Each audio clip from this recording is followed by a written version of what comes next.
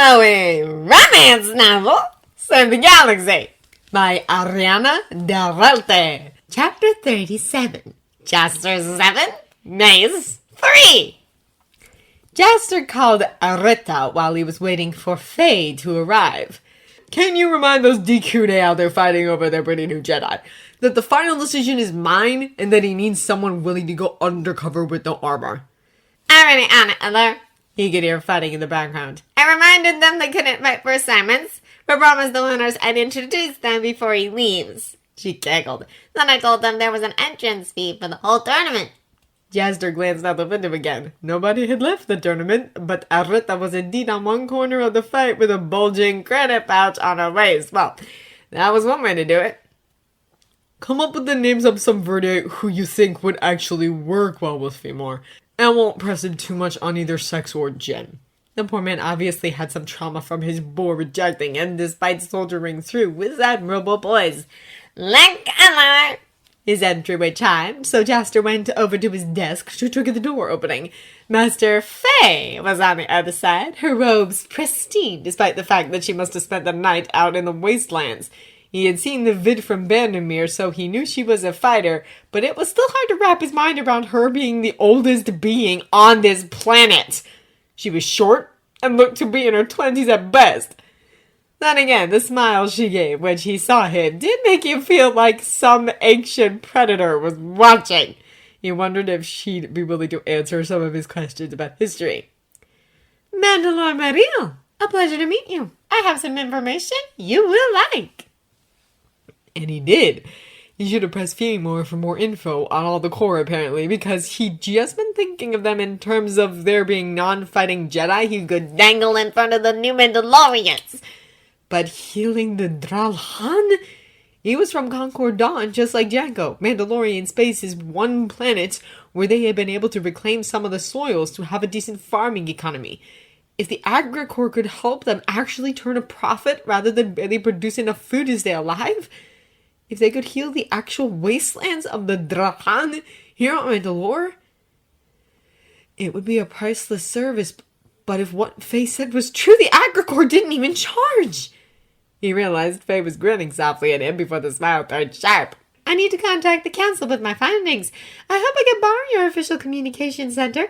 You'll have to stay silent, but would you like to watch? Master Faye, said Oppo, it has been a long time since you graced the temple and our council with your presence. Her hollow gave a nod of agreement. As I told the council many years ago, I go where the Force wills it. There are so many Jedi already on Coruscant, the Force rarely, if ever, calls me there. Maze had to wonder if there was anything familiar to Master Faye here on Coruscant other than a few of the longer-lived Jedi. The Force did call me here to Mandalore, and I have been listening. I wandered first to the city, then out into the reclaiming lands they are farming, then further still into the wastelands of the Excision. This planet and the entire system are in dire need of the Agricorps intervention.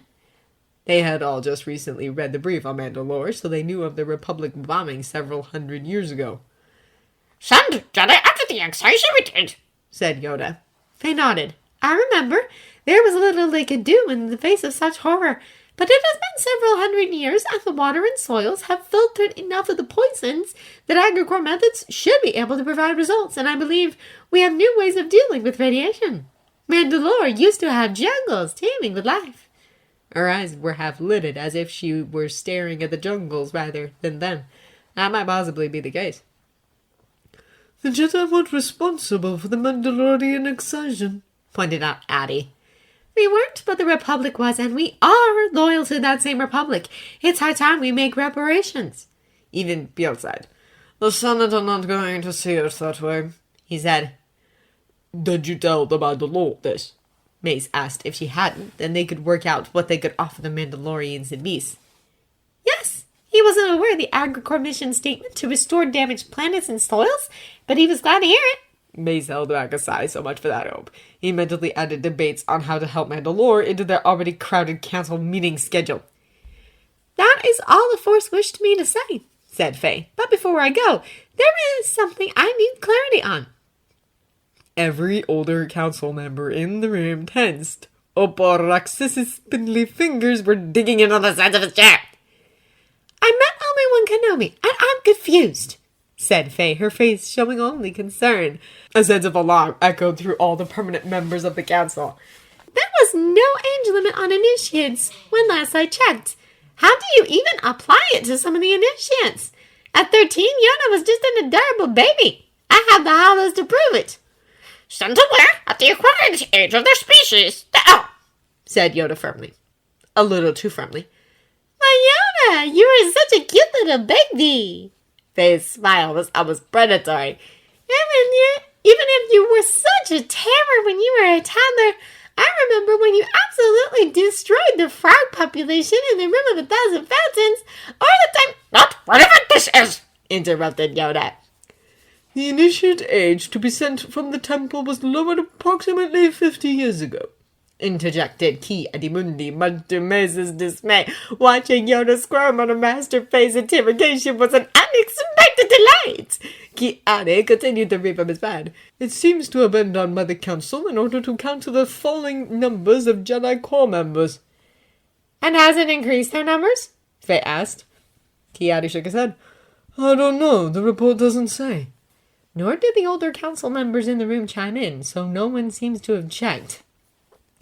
"That's something to look into," said Faye. She had not turned away to look at Ki Adi, but was still staring straight at Yoda. "It's hard to remember when you get old what it was like to be a youngling. The worries and fears of our youth seem so far away and inconsequential, but they are everything to the little ones who have only a few scant years of experience." Yoda's ears were slowly dropping. Maze found himself holding his breath. Although she was not naming any names, it was clear this speech was meant for Yoda alone. "As their elders, it's our duty to make sure their lives are easier than our own, not harder." Yoda's face was stuck in a grimace, his ears pointed towards the ground. "And sometimes all we can do is acknowledge that we've hurt them and try to be better. The children are our future, as the Mandalorians say," finished Faye. Yoda bowed his head towards Faye, acknowledging her words. Despite the mistakes he had made recently, it was common knowledge that he loved working the creche and with the younglings. That seemed to be enough for Faye, who nodded and began to reach for the comm to turn it off before pausing. "Oh, yes, one last thing." She made deliberate eye contact with several of them. "If you don't find Obi-Wan a master soon, I will take him and his boar with me to the Outer Rim and give them to the first Padawan-less Jedi I meet. Jonah and Dilly's contacted me recently." She signed off. Maze could feel everyone's dismay in the forest. And Tilly's was a bit of a disaster and had a dubious lineage. The idea of 2 of him was horrible. "Wait," said Polly Depatchan through his respirator. "Jonah Dilly's is